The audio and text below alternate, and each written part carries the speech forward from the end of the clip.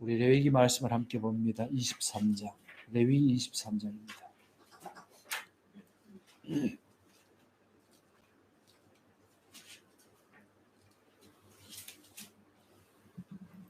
레위기 23장 1절부터 3절까지 말씀을 보겠습니다.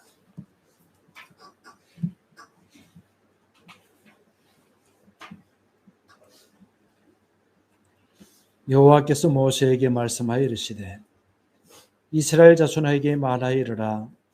이것이 나의 절기들이니 너희가 성회로 공포할 여호와의 절기들이니라. 여섯 동안은 일할 것이요 일곱째 날은 쉴 안식일이니 성회의 날이라. 너희는 아무 일도 하지 말라. 이는 너희가 거주하는 각 처에서 지킬 여호와의 안식일이니라. 아멘.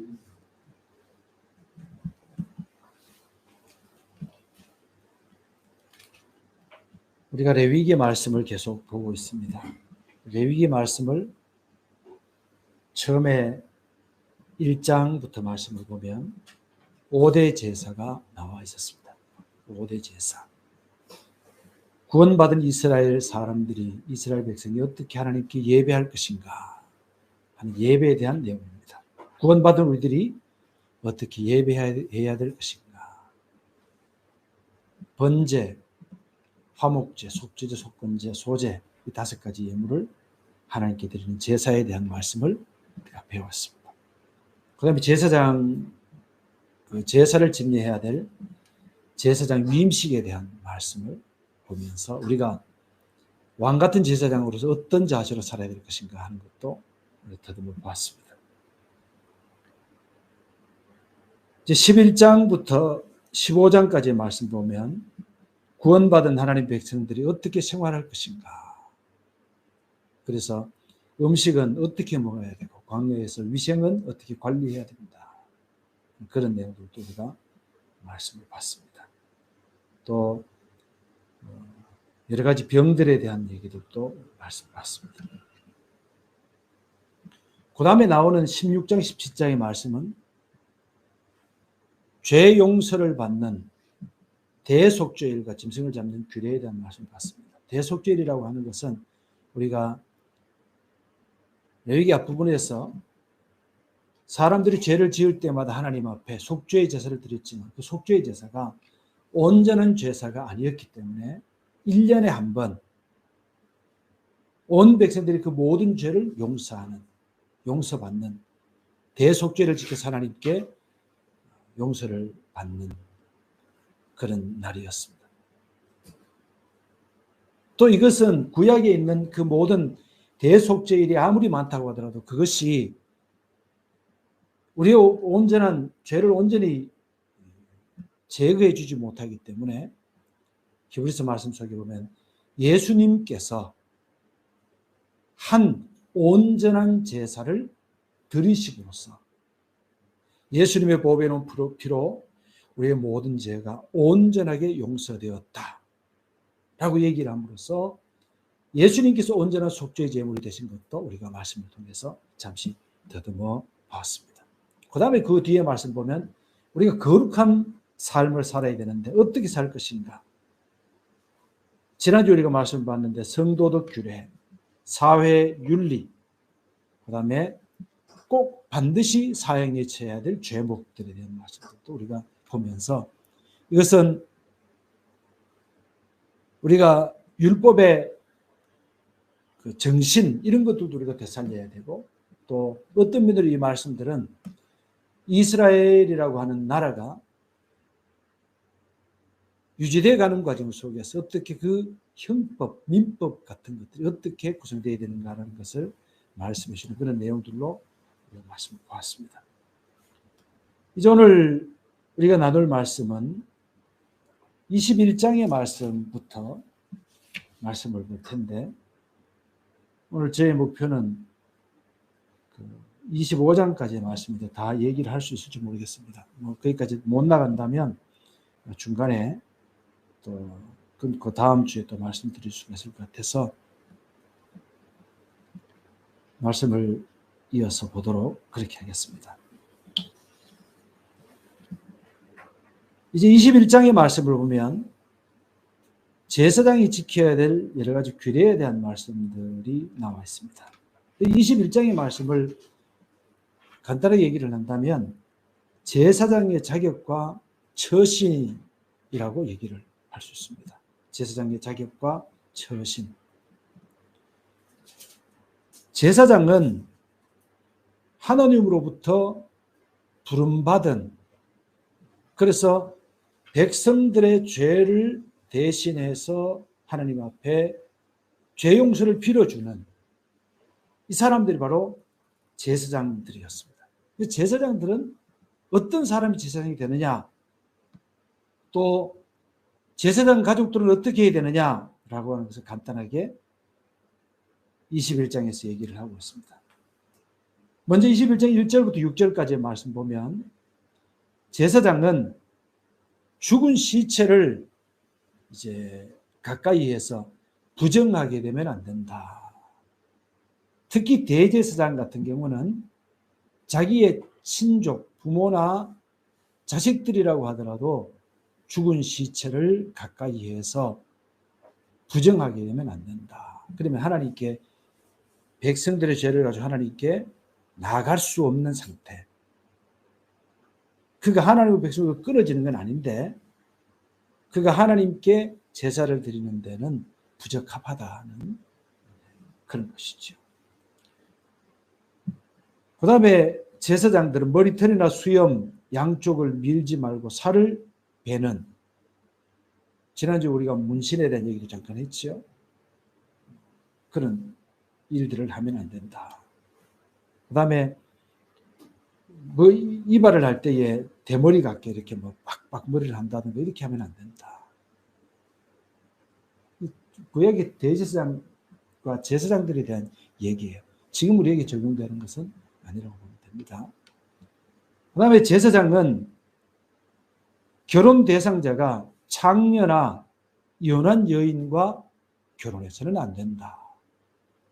이를 가지고 이제 어떤 분들은 이렇게 얘기를 하는 분들이 있었어요. 지금 목사님들 또 전도사님들이나 목사님들이 뭐 초혼이나 재혼을 할 때에 반드시 처녀하고 결혼을 해야 된다. 이혼녀나 또 다른 사람하고 결혼하면 안 된다. 이렇게 이제 뭐 그렇게 얘기를 하는 분들이 있는데 그건 약간 좀 이렇게 설정이 잘못된 얘기입니다. 설정이 잘못됐는데 뭐냐 그러면은 지금 신약 교회에 있어서 목사가 제사장인 것은 아니에요.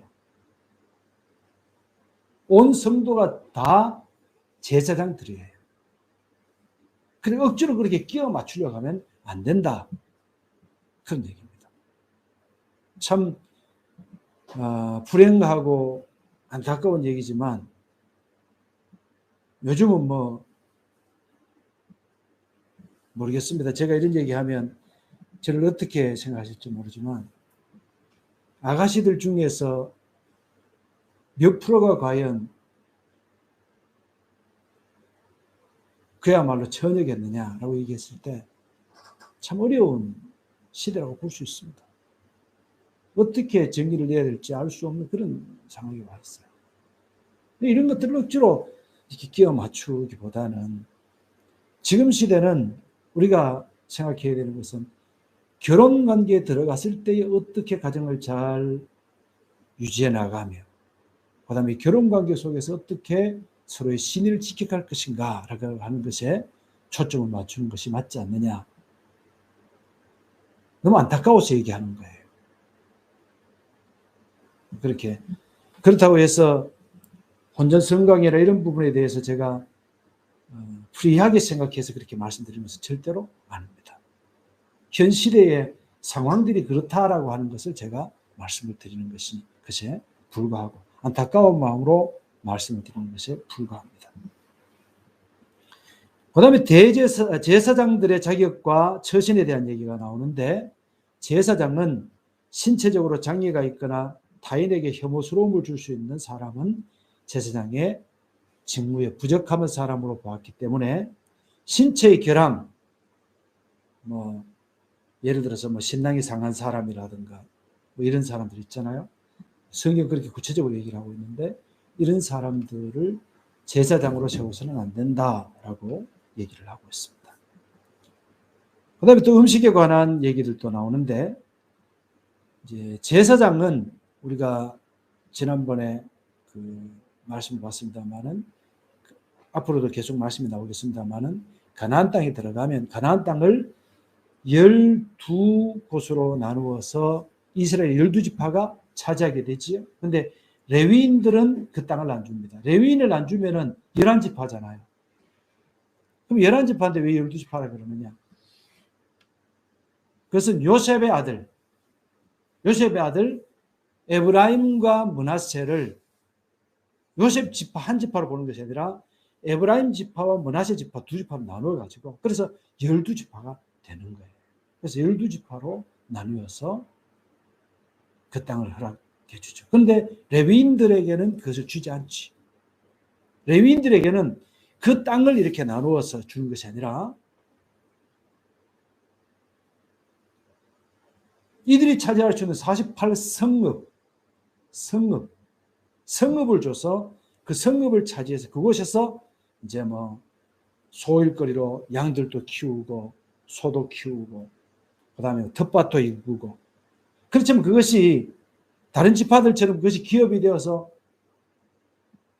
굉장한 어떤 경제 활동을 할 수 있는 그 정도는 아니었습니다. 그러면 레위인들은 뭘 먹고 사느냐 그랬을 때 이들은 하나님께서 정하신 성물을 먹고 살았습니다. 성물.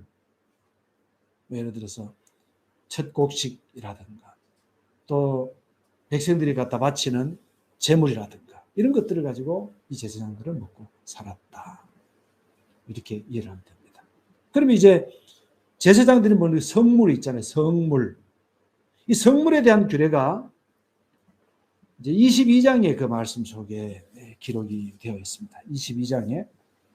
그럼 성물이라고 하는 건 뭐냐? 성물은 우선 성물을 먹을 수 있는 사람에 대한 규정이 나오는데요.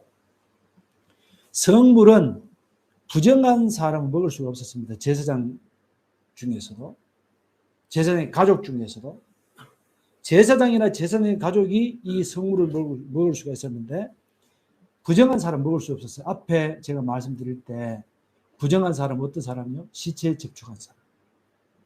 죽음, 시체뿐만 아니라 곤충이라든가 짐승이라든가 이런 데서 뭐 접촉한 사람, 그다음에 설정한 사람, 뭐 여러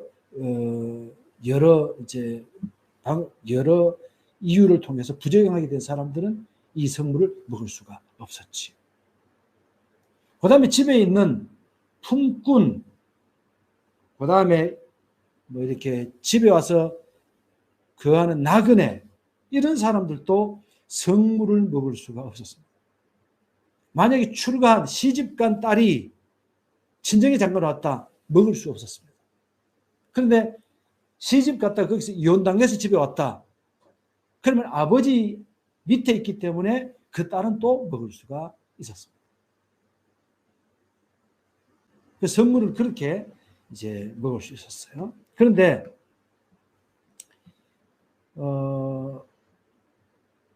이 성물이라고 하는 것은 음식을 먹는다고 하는 것은 어떤 의미를 가지고 있느냐. 옛날에 이제 우리나라에도 제사를 드리고 나면 음복을 하고 그다음에 제사 음식을 나누어 먹었지요. 그럼 그 의미는 어떤 것이냐. 신약에서도 우상의 제물을 먹지 말라고 얘기를 하고 있죠. 이건 어떤 의미냐. 본래 제사라고 하는 것은 하나님께 드리는 예배, 제사라고 하는 것은 제물뿐만 아니고 구약에 나오는 제사장이 하는 여러 가지 행위들 있죠. 이 모든 것들이 전부 다 이게 하나님께 올려드리는 뭐 무릎을 꿇으면 무릎 꿇는 거, 그다음에 손을 들면 손을 드는 거, 이 모든 행위 하나하나가 다 하나님께 올려드리는 행위였어요. 그리고 손에 받쳐서 예를 들어서 제물을 드린다 그랬을 때, 뭐 앞에서 제가 말씀드렸지만은 거제로 이렇게 하나님께 올렸다가 내리는 거제. 요제 이렇게 들어서 흔드는 거, 이런 모든 행위 하나하나가 다 하나님께 드리는 예배 행위였고 그 자체가 다 하나님께 올려드리는, 하나님의 입장에서 그를 받는 이제 예배 행위라고 볼 수가 있지. 그러면 제사장의 손에 올려져서 드려진 제물은 하나님께서 받으신 거예요. 그래서 자, 거제를 다시 한번 설명해 봅시다. 거제, 그러면 제사장이 이것을 넓적다리를 들고 올렸다가 내립니다. 올려서 하나님께 드려요. 그리고 내리는 것은 하나님으로 받는 거예요. 그럼 하나님께서 주시는 거예요. 그럼 거룩한 것이죠.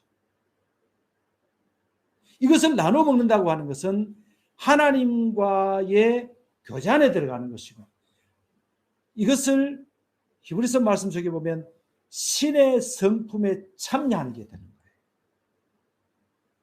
하나님의 성품에 참여하는 거예요. 하나님의 거룩함에 참여하게 되는 것이 바로 이 음식인 거예요. 그래서 이 음식들도 보면 언제까지 먹어라, 그리고 이 음식까지 먹고 그것을 남으면 더 이상 먹으면 안 돼요. 이것을 불태워버려야 돼요. 이런 규정들도 있는 것이죠. 그래서 이 음식이라고 하는 것은 하나님께 바쳐진 것이고 하나님으로부터 받은 것이고, 그래서 이 음식을 먹음으로써 하나님과 한 가족이 되며 하나님과 교제하고 주님께 참여한 바 되는 이런 것이기 때문에 이 음식을 먹는 규례까지도 매우 중요한 것이었다 하는 것을 우리가 기억을 하면 됩니다.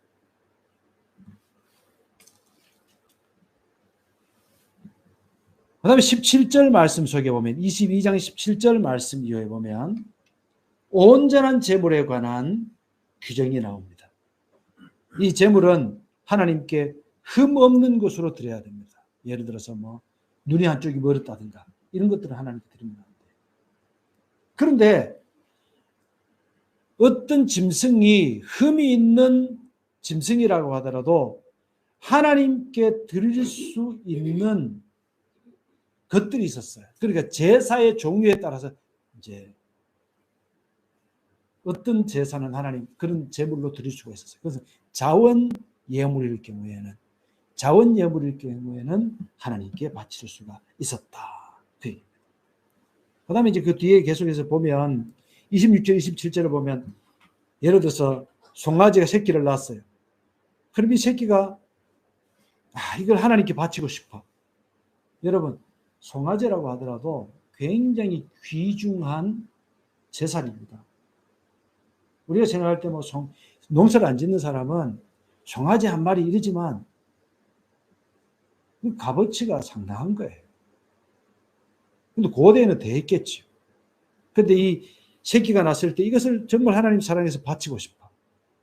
바치고 싶다면 이것은 7일 동안 의미와 가치 있게 하고 8일째부터는 하나님께 바칠 수가 있어요. 그런 규정들도 나옵니다. 그 다음에 이 짐승을 하나님께 바칠 때는 새끼와 어미를 같은 날 하나님께 드리면 안 돼요. 같은 날 잡아서 주면 너무 잔인한 일이에요. 따로 드릴 수는 있지만은 같은 날 드리면 안 된다. 그런 얘기. 그 다음에 29절 30절에 보면 감사 제물을 드리고 난 다음에는 하나님께 그 성물을 그날에 다 먹어야 된다. 이런 규정도 나옵니다. 이런 모든 규정을 하신 이유는 이제 그 22장 그 뒤에 보면 이제 어떤 얘기가 나오냐 그러면 33절에 너희 하나님이 되려고 너희를 애굽 땅에서 인도하여 낸 자니 나는 여호와니라. 그래 하나님께서 우리를 구원하셨기 때문에 이 모든 것을 명령하시고 우리가 구원받은 백성이라면 이 모든 것들을 실행해야 된다라고 하는 것을 하나님께서는 명령하고 계십니다. 자, 이제 23장 아까 우리가 본문을 1절부터 3절까지 말씀을 제가 읽어드렸습니다만은 절기에 대한 얘기를 조금 드리려고 합니다. 절기에 대한 것은 좀 설명을 해야 될 부분들이 조금 이제 신약과 구약을 오가면서 좀 설명을 좀 해야 되기 때문에 오늘은 어쩌면 안식일에 관한 것, 그러니까 안식일에 관한 얘기만 드리고 말아야 될 수도 있습니다. 우선 안식일에 관한 것은 이제 23장 1절부터 3절까지에 나오는 그 내용이죠. 특히 3절에 보면 여섯 동안 일할 것이요 일곱째 날은 쉴 안식일이니 성회의 날이라. 너는 아무 일도 하지 말라. 이는 너희가 거주하는 각 처에서 지킬 여호와의 안식일이니라. 안식일이라고 하는 것은 샤바트라는 구약의 히브리어의 샤바트라는 단어로 쓰였습니다. 이 샤바트라는 말은 일을 중지하다, 행동을 멈추다라고 하는 의미를 가지고 있어요. 또 휴식하다라고 하는 의미도 가지고 있습니다. 이 안식일의 유래는 원래 하나님께서 창세기에 보면 6일 동안 이 땅을 창조하시고 7일째는 쉬셨기 때문에 하나님께서 이제 쉬라고 하는 그 쉼은 거기서부터 주어지는 것이고, 또 다른 면으로 생각해 보면 이스라엘이 이제 애굽에서 노예로 그렇게 살았기 때문에 이제는 그들에게 안식을 주는 그런 면도 있다는 것을 우리가 기억하면 됩니다. 그럼 이 안식일은 안식일이 되면 안식일을 준수해야 되는 방법이 있어요. 뭐 여러 가지가 나옵니다.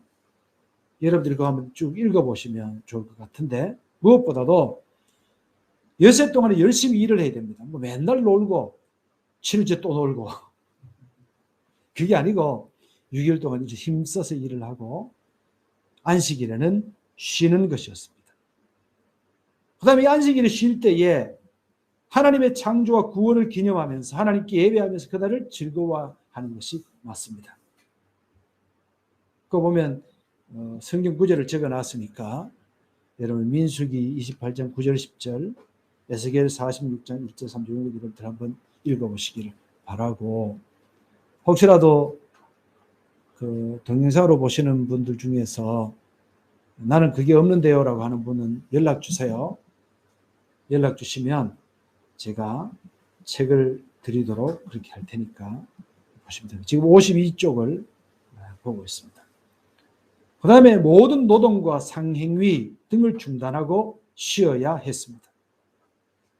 그 다음에 육체 중심의 오락과 세상을 사랑하는 일들을 일절 금지해야 했습니다. 이것들은 이사야 58장 13절 14절에 나와 있습니다.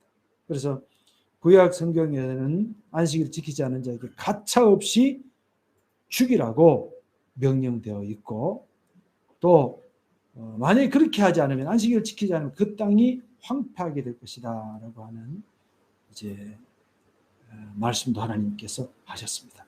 이쯤에서 우리가 히브리서 4장의 말씀을 좀 보고 넘어가도록 하십시다. 히브리서 4장 여러분 찾아보시기 바랍니다.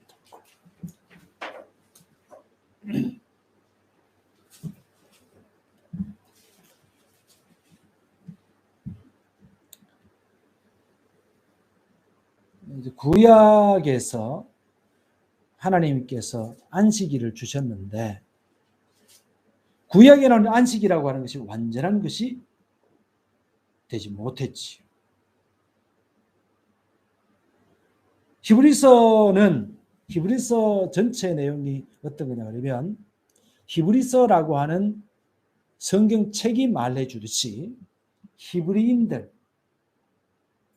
이때 당시 이스라엘 사람들 중에서 율법주의자들, 예수가 누군지 모르는 사람들, 예수님이 메시아인지 알지 못하는 그런 사람들에게 이 히브리서를 써서 당신들이 그동안에 지켜왔던 이 율법의 완성이 예수님이다라고 하면서 보여주는 책이에요. 율법밖에 모르는 사람들에게, 구약밖에 모르는 사람들에게 예수님이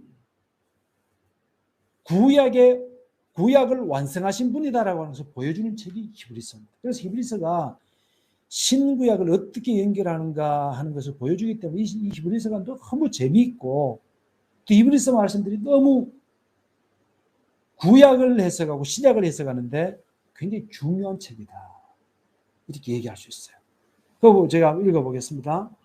1절에 그러므로 우리는 두려워할지니 그의 안식에 들어갈 약속이 남아있을지라도 너희 중에는 혹시 이르지 못할 자가 있을까 함이라. 그러면서 안식에 대한 얘기를 하고 있습니다. 계속해서 좀 봅시다. 8절 만일 여호수아가 그들에게 안식을 주었더라면 그 후에 다른 날을 말씀하지 아니하시리라. 그런즉 안식할 때가 하나님의 백성에게 남아있도다. 이미 그의 안식에 들어가는 자는 하나님이 자기 일을 쉬심과 같이 그도 자기 일을 쉬느니라. 그러므로 우리가 저 안식에 들어가기를 힘쓸지니 이는 누구든지 순종하지 않은 본에 빠지지 않게 하려 함이라. 그러면서 뭐 쭉 얘기가 나옵니다. 어떤 얘기냐면 이런 거예요. 구약에서 안식일이라고 하는 그 제도를 하나님 만드셨어요. 사람을 위해서 만드셨어요. 그런데 사람이 안식을 하지 못해요. 이스라엘 백성들은 어떤 안식일에 대한 이제 그 계명을 하나님이 주신 것을 받으면서 그다음에 여기서 좀 연장되어서 안식년과 희년에 대한 그 뒤에 보면 이제 다 설명이 되어 있습니다. 여기에 대한 생각을 하면서 이 사람들은 야, 우리가 가나안 땅에 들어가면 안식할 수 있을까? 우리는 애굽에서 종살이하면서 안식하지 못했기 때문에 가나안 땅에 들어가면 안식할 수 있을 거야. 그런 생각을 했는데 가나안 땅에서도 충분히 안식을 얻지 못했다. 이런 얘기예요. 그러면서 히브리서 말씀 속에는 그렇지만 아직까지 안식의 때가 아직 남아있다. 안식이 완전히 주어진 게 아니다. 이렇게 얘기합니다. 그런 얘기를 하면서 하나님이 주시는 이 안식에 들어가는 사람은 하나님이 안식하신 것처럼 우리도 안식한다. 이렇게 얘기하는 거예요. 그럼 이 안식은 뭐냐? 그 뒤에 보면 더 이상 그 얘기가 나오지 않아요. 4장 그 후에 보면 안식에 대한 얘기가 나오지 않고 그냥 예수님 얘기만 주구장창 얘기를 해놨어요. 이건 어떤 의미냐? 이건 어떤 의미입니까?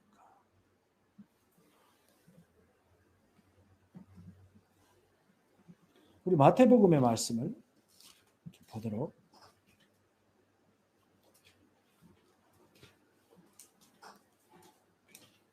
하십시다.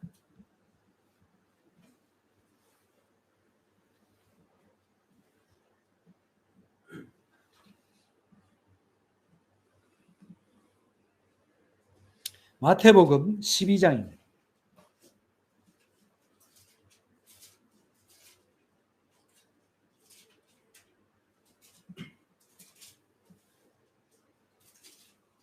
자, 우선 11장 말씀부터 제가 설명을 해드리겠습니다.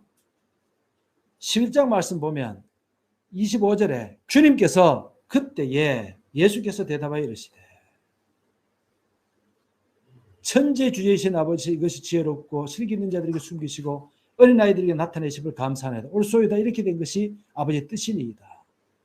내 아버지께서 모든 것을 내게 주셨으니 아버지 외에는 아들을 아는 자가 없고 아들과 또 아들의 소원대로 계시를 받은 자 외에 아버지를 아는 자가 없느니라. 그래 놓고 28절 수고하고 무거운 짐진 자들아 다 내게로 오라. 내가 너희를 쉬게 하리라. 나는 마음이 온유하고 겸손하니 나의 멍에를 메고 내게 배우라. 그리하면 너희 마음이 쉼을 얻으리니 이는 내 짐은 쉽고 내 멍에는 쉽고 내 짐은 가벼움이라. 또 12장에 보면 그때에 여기에서 11장 25절과 12장의 말씀이 나뉘어지는 게 아니에요. 사실은 같이 이렇게 하나의 연결점으로 봐야 돼요.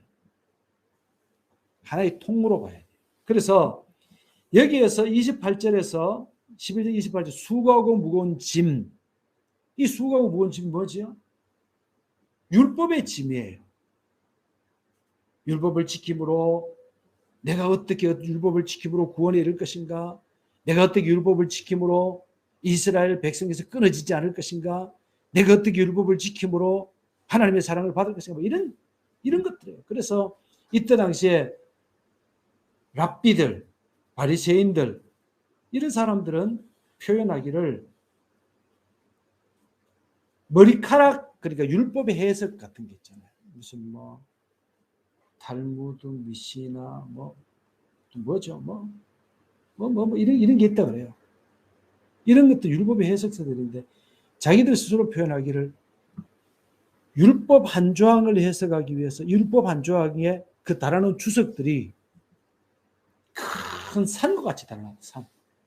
머리카락 하나에 그 산과 같이 그렇게 거대한 주석들을 달아놨다. 그래서 막 안식일을 지킬 때는 우리가 이제 그 요한복음에 보면 엠마오 마을로 제자들이 갈 때 안식일에 갈 만큼 가잖아요.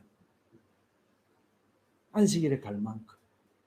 안식일에 더 이상 가면 안 돼. 딱 가야 될 거리가 딱 정해져 있어.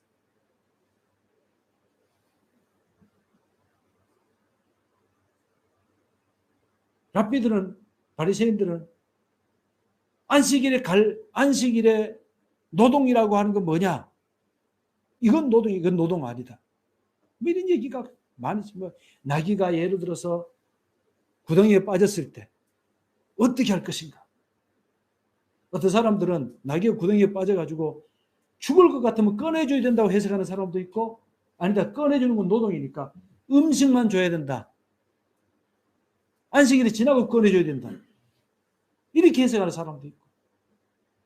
해석이, 그러니까 안식일 그러면은 막 거기에 대해서 어떻게 지킬 것인가, 여러 가지 그런 해석들이 있는 거예요. 이런 것들이 무거운 짐이에요. 그래서 예수님께서 뭐라 그래요? 내게 오너라, 내가 너를 쉬게 하리라. 조금 아까 히브리서 4장의 말씀 속에 보니까 안식에 들어간 사람은 하나님이 쉬신 것처럼 쉬신다. 그리고 예수님을 소개했다 그랬죠. 예수님이 쉼이라는 얘기거든요. 예수님 안에서 안식이라고 얘기하는 거거든요. 그럼 제가 오늘 아침에 간단하게 마지막으로 드릴 수 있는 것은 어떤 거냐 그러면 이 안식이라고 하는 것이 오늘 우리에게는 어떻게 안식일과 주일을 어떻게 이게 다르냐라고 하는 것을 제가 간단하게 말씀을 드리려고 생각을 하는 거예요. 자, 12장의 말씀 봅시다. 12장 1절부터 8절까지 말씀을 보면 제자들이 안식일에, 맞죠? 12장 1절 보세요. 그때 예수께서 안식일에 어디로 갔어요? 밀밭 사이로 가셨는데 제자들이 따라왔지요. 따라오는데 이 제자들이 따라오면서 밀밭 사이니까 옛날에 그 밀을 보면은요, 밀을 이렇게 따면, 비비면, 불면 쭉정이가 다 날아가고 밀알만 남아요. 뭐 도시촌 놈들이 보고 있으니까 이 도시촌 놈들이 이게 모르잖아요. 근데 이게 촌도시 사람은 알아요. 어떻게 하냐 그러면 밀을 옛날에 키워봤으니까 밀이 어느 정도 익으면 밀을 갖다 따가지고 이렇게 비브가 불면 밀알만 남아요. 입에 탁 집어넣어가 꼭 씹어 먹으면 먹을만해요. 그 제자들이 그렇게 먹었다는 거예요. 바리새인들이 보니까 이 사람들이 안식일을 어기는 거예요. 왜 안식일을 어기냐? 우선 추수를 했어요. 요리를 했어요. 그래서 먹는 거예요. 추수를 했고 요리를 한 거예요. 안식일을 어긴 거예요. 그것을 따서 먹는 건 죄가 아니에요. 밀밭 사이로 가면서 그 따먹는 거, 무화과나무 밑에 가서 하나 따먹는 거, 이런 것도 이스라엘 사람들에게 그냥 아무런 죄가 되지 않아요. 시장한 사람이 따먹는 거는. 옛날 우리나라도 그게 죄가 안 됐잖아요. 지금은 큰일 납니다. 지금 큰일 나요. 아마 어떤 장로님, 집사님 집에 가가지고서는 함부로 따먹어도 아마 고발할걸요. 요즘은. 혹시라도 농장하는 우리 크리스찬들이 있다면 누가 와서 하나 따먹으면 냅두세요. 예수님 제자들도 그렇게 했어요. 넉넉한 마음으로 용서해 주세요. 또 혹시라도 따먹는 사람은 그런 거 보고 너무 좋은 거 따먹지 말고 좀 못한 거 따먹어야지. 너무 좋은 거 팔아서 돈 벌, 자, 쓸데없는 소리 그만하고. 어쨌든 그런 죄를 지었어요. 그런 죄를 지어서 이제는 보면 바리새인들이 보고 예수께 말하여 보시오, 당신의 제자들이 안식일에 하지 못할 일을 하나이다. 안식일에 해서 안 될 일을 한다. 자, 3절 보세요. 예수께서 이르시되 다윗이 자기와 그와 함께 한 자들이 시장할 때의 한 일을 잊지 못하였느냐. 그가 하나님의 전에 들어가서 제사장 외에는 자기나 그 함께한 자들이 먹어서는 안 되는 진설병을 먹지 아니하였느냐. 또 안식일에 제사장들이 성전 안에서 안식일을 범하여도 죄가 없음을 너희가 율법에서 읽지 못하였느냐. 내가 너에게 이르노니 성전보다 더 큰 이가 여기 있느니라. 자, 이 말씀이에요. 무슨 얘기냐 그러면 아무리 다윗이라고 하더라도 다윗이 제사장들만 먹을 수 있는 진설병. 다윗은 유다 지파고 레위인도 아니었어요. 제사장도 아니었어요. 조금 아까 우리가 말씀 봤는데 성물을 먹는 사람들이 있잖아요. 그죠? 다윗은 그 성물을 먹을 수 있는 대상이 아니었어요. 더욱이 다윗과 함께 했던 사람은 더 그런 거예요. 그런데 이 다윗이 제사장에게 나와 함께한 이 소년들이 모두 시장하니 혹시라도 먹을 것이 있습니까? 제사장이 얘기하기를 이렇게 얘기합니다. 다른 음식은 없고 하나님의 상에서 물려내온 진설을 했던 그 떡만 있습니다. 혹시 당신과 함께 했던 사람이 여인과 가까이 하지 않았다면, 부정하지 않다면, 이런 뜻이에요. 부정하지 않다면 이 떡을 주어 먹게 하겠습니다. 우리가 이렇게 도망다니면서 무슨 여인과 동침을 했겠습니까? 우리는 부정한 사람이 없습니다. 그래서 그 떡을 다윗과 함께 했던 사람들이 같이 먹었어요. 그런데 이스라엘 사람들은 누구도 다윗이 죄지었다고 생각하지 않습니다. 뭔 말인지 알죠? 왜냐하면 하나님께서는 다윗을 특별히 선택하셨어요. 그가 하나님의 특별히 선택하신 메시아의 표상이기 때문에 그에게는 그것을 먹어도 문제가 없다. 그러면 그와 함께한 사람들은요.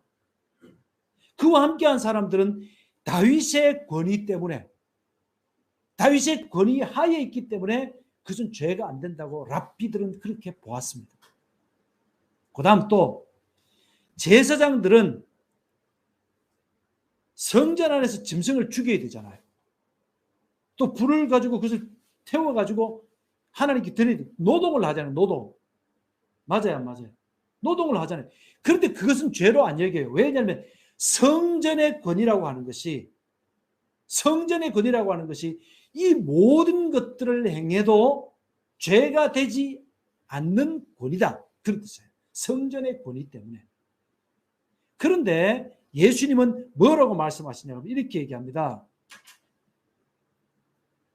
6절에 내가 너희에게 이르노니 성전보다 더 큰 이가 여기 있느니라. 성전의 권위보다 예수님의 권위가 더 크다. 예수님 말씀하십니다. 나의 권위가, 내게 준 이 권위가 더 크다. 사람들이 지금 바리새인들은 지금 예수님이 하시는 말씀이 어떤 건지 다 알아듣고 있는 거예요. 우리는 모르는 거예요. 그때 당시에 이런 랍비들의 공부, 랍비들이 생각했던 이런 것도 우리가 지금 모르기 때문에 우리는 지금 그런 것들을 다 알 수 없지만은 이때 당시 사람들이 다 알아들었더니 그 다음에 9절부터 21절 말씀 속에 보면 또 다른 얘기가 나와요. 그날에 있었던 일은 아니겠지만 또 안식일에 있었던 일입니다. 안식일에 예수님께서 회당에 들어가셨는데 한쪽 손 마른 사람이 있었어요. 그런데 사람들이 예수님을 시험하려고 얘기합니다. 안식일에 병을 고치는 것이 옳습니까? 옳지 않습니까? 11절에 예수께서 이르시되 너희 중에 어떤 사람이 양 한 마리가 있어 안식일에 구덩이에 빠졌으면 끌어내지 않겠느냐? 사람이 양보다 얼마나 귀하냐? 그러므로 안식일에 선을 행하는 것이 옳으니라. 무슨 얘기예요? 제가 조금 아까 말씀드렸죠. 이때 당시에 랍비들 중에서 여러 가지 해석들이 있었다고. 양이 아니면 짐승이 빠져 있을 때 그게 그냥 냅두면 죽을 것 같아. 그 죽도록 내버려 두는 것은 율법을 어기는 것이야. 그걸 끌어내야 된다. 이렇게 해석하는 사람이 있고, 아니다. 최소한 그냥 살 수 있도록 그냥 음식만 넣어줘야 된다. 이런 사람들도 있고. 근데 이때 당시에 사람들은 대체적으로 끌어내는 것이 맞다는 생각을 했는 것 같아요. 그래서 예수님께서 그들의 해석을 그대로 가져다가 얘기를 하는 거예요. 그들의 해석을 갖다가. 랍비들의 해석을 그대로 가져다가 말씀하시면서 구덩이에 양 한 마리가 안식일 구덩이에 빠졌으면 너희들 끌어내주지 않느냐. 그러면서 양보다가 이 사람의 생명이 더 귀하다. 이렇게 말씀하시면서 그래서 끌어내주는 그 사람을 살려주는 그 사람의 병을 낫게 해주는 이런 얘기들이 이제 기록이 되는 것이죠. 자, 그러면 우리가 여기서 이제 아까 히브리서 4장의 말씀을 말씀드렸죠. 히브리서 4장 말씀 속에서 이 안식, 아직 우리가 들어갈 안식이 있는데 그 안식에 들어간 사람은 하나님처럼 쉬신다. 그럼 이 안식은 뭘까? 마태복음 11장 28절에서 수고하고 무거운 짐진 자들아 다 내게로 오라. 내가 너를 쉬게 하리라. 이 쉼이라고 하는 것이 안식을 의미하는 거예요. 안식. 이것이 바로 안식을 의미하는 거예요. 안식일이라고 하는 것은 사람에게 쉼을 주는 겁니다. 쉼을 주는 것. 그러면 주일은 뭐라고 얘기를 할 수 있느냐? 여러분 우리가 알아야 될 것이 이런 것이 있어요. 지금도 세계 여러 나라들이 예를 들어서 이스라엘 같은 경우는 주일날에 일을 해요. 주일은 일을 해요. 그리고 쉬는 날은 일요일이에요. 토요일이에요. 토요일. 본래 안식일이라고 하는 것은 언제냐 그러면 성경에는 이제 구약 시대 히브리 사람들의 안식일은 언제냐 그러면 금요일 날 해가 질 때부터 토요일 날 해질 때까지. 그러니까 밤이 되고 아침이 되는 거예요. 밤에 안식일, 그 다음에 낮에 안식일, 해 떨어지면 안식일이 끝나는 거예요. 그런 면에서 우리가 송구 영신 예배 드린다 그러면서 뭐 밤 땡 그러면은 막 와 새다 그러 웃기는 얘기예요. 이게 좀 문제가 있는 겁니다. 이런 게 서양적인 그런 의미로 생각하면 안 돼. 완전히 다른 거예요. 그리고 그다음에 이제 뭐 저녁이 되면 아침이 된다는 그런 의미 속에서 그 시편 같은 데 보면 저녁에는 뭐 고통이 울음이 기숙한다. 울음이 깃들어 있다 그러더라도 그다음에 광명한 아침이 오잖아요. 그죠? 어두운 날 지나면 새날 오고 뭐 이런 찬양도 있죠. 얼음이 지나면 새날이 오는 거예요. 그런 의미로 하나님께서는 아마 안식, 그러니까 또 어떤 의미로 그냥 일단 좀 푹 자라 좀. 하나님이 안식일에 야 일단 그냥 안식하면서 푹 좀 자라 하고 말씀하신 것일 수도 있고 참 좋은 것 같아요. 안식일은. 쉼부터 시작하는 거예요. 그래서 그 이스라엘 사람들은 안식일이라고 하는 거 지금도 토요일을 지키고 있는데 그러면 예수 믿는 사람들은 예배를 언제 드리느냐? 토요일을 드려요. 토요일 날. 주일은 다 같이 일을 하는데 예수 믿는 사람이라고 해가지고 일요일 날 다시 뿌리면 어떻게 해요? 주일은 일을 해야 되죠.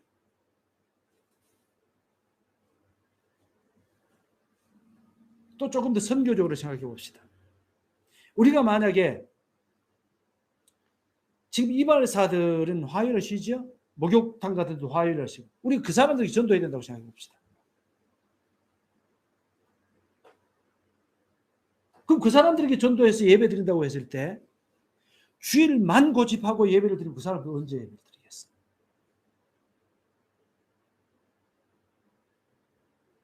그 사람들에게는 제가 생각할 때는 화요일이 안식일처럼 주일처럼 해서 그 사람들이 예배 드릴 수 있다고 생각합니다. 골로새서 말씀 속에 보면 각자 그 마음속에 확증을 갖는 거예요. 그러니까 이날 어떤 사람은 이날을 저날보다 낫게 여기고 뭐 이렇게 하는데 각각 그 마음에 확정한 대로 하면 된다고 했어요. 그래서 우리가 정말 우리 교회 성도들의 뭐라 그럴까요? 구성이 어떻게 뭐 특수한 일에 종찰을 해가지고 다른 어떤 날이 예를 들어서 목요일 날이 쉬는 사람들 굉장히 많아서 그날을 우리가 좀 예배를 드리는 날로 하면 어떻겠습니까? 그러면 주일 쉬는 사람들에서 주일날 또 예배를 드릴 수가 있고 그날 또 주일처럼 예배를 드릴 수가 있고 예수님 안에서는 이것이 문제가 안 된다고 봅니다. 예수님 안에서는 이게 문제가 안 돼요. 어떤 날짜를 가지고 자꾸 정해가지고 그날을 가지고 그냥 그날이 아니면은 마치 여러분 이게 있어요. 그 장로교에서 많이 보는 웨스트민스터 신앙 고백이라고 하는